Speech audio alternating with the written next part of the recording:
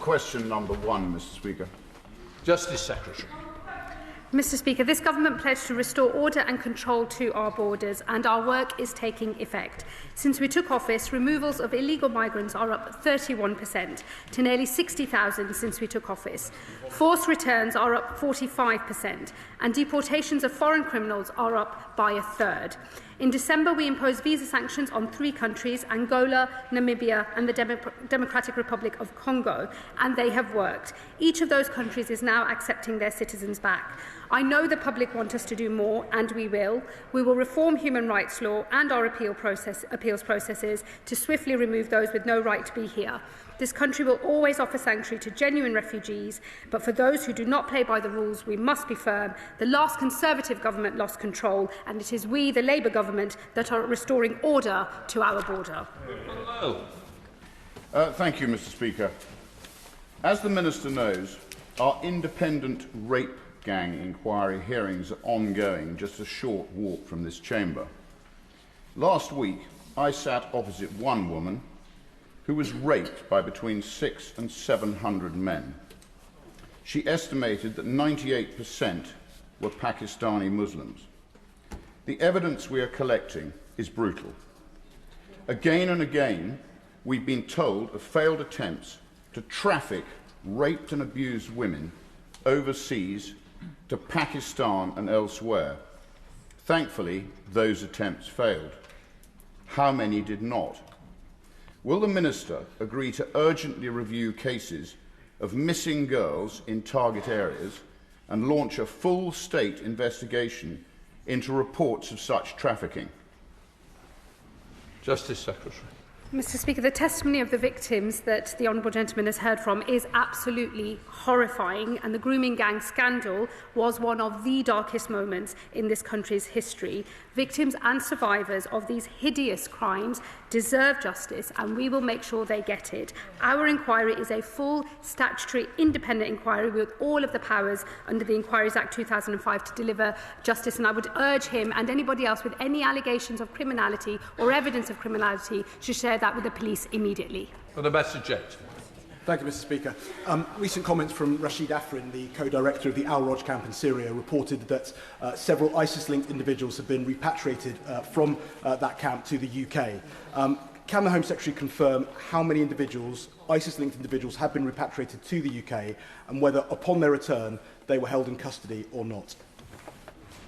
Minister. I hope the honourable gentleman will understand if I don't get into the specifics of that, nor do we comment on individual cases, but I can tell him that the Home Secretary will use all tools at her disposal to make sure that we keep the public safe.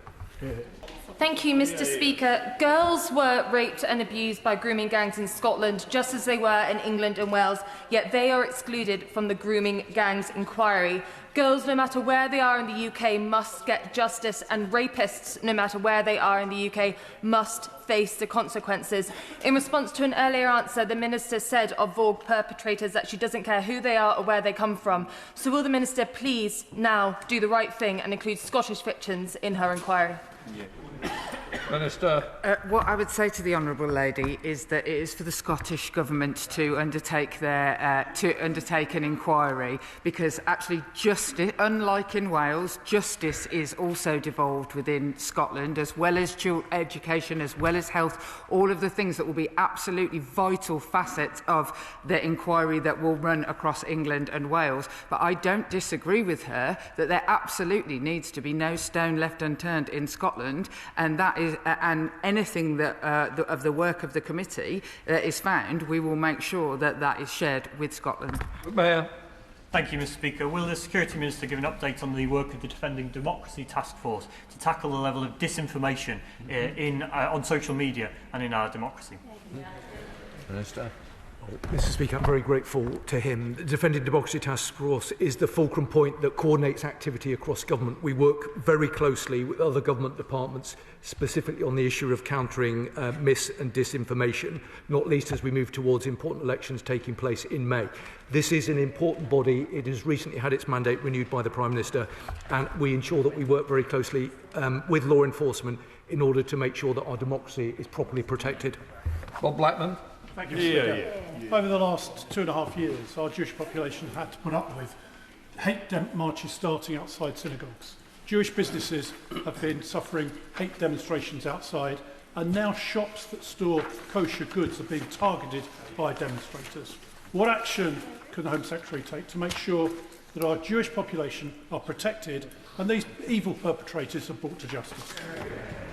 Home Secretary. Well, Mr. Speaker, let me condemn in the strongest possible terms all of the anti-Semitic incidents that he has highlighted in his question. This government will not stand for any anti-Semitism in our country. We will take every step we can across government to wipe out this evil from our society. He will know that I am reviewing police protest powers. I've already made some announcements on changes that we will make.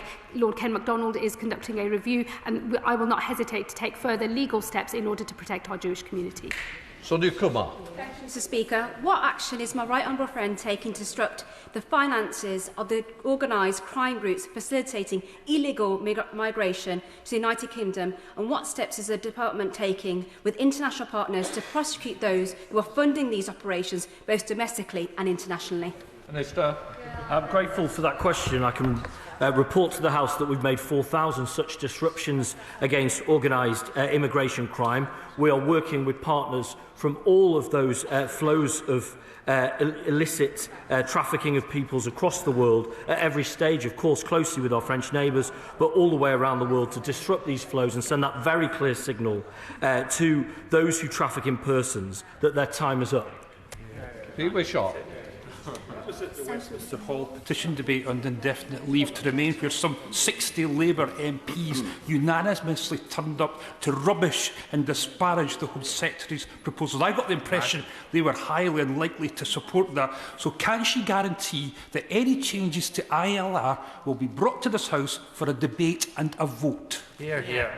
Well, what I would say to the honourable gentleman is these are the right reforms. We have set out proposals for an earned settlement scheme. They are being consulted upon. That consultation closes in a matter of days, and the government will consider all of those responses, and any changes that we wish to make, we will do so in the usual way. Final question, Helen Morgan. Thank you very much, Mr. Speaker. The police officers and PCSOs in North Shropshire work hard, but the PCSOs' hours have been cut because of budget constraints, and there are no front desk services at all in my constituency, despite it having 5 market towns. Can the Minister outline how we're going to see better and more visible community policing in North Shropshire? Minister. The officer maintenance grant, which kept the uplift of officers, became a barrier to more visible policing, and actually saw us reducing the number of PCSOs by half under the previous government. So by giving the police more flexibility, but by ensuring that we are putting 13,000 more officers into our communities, on our streets, where they can tackle the scourge of everyday crime, I think the honourable lady will get the right mix that she needs for her constituents.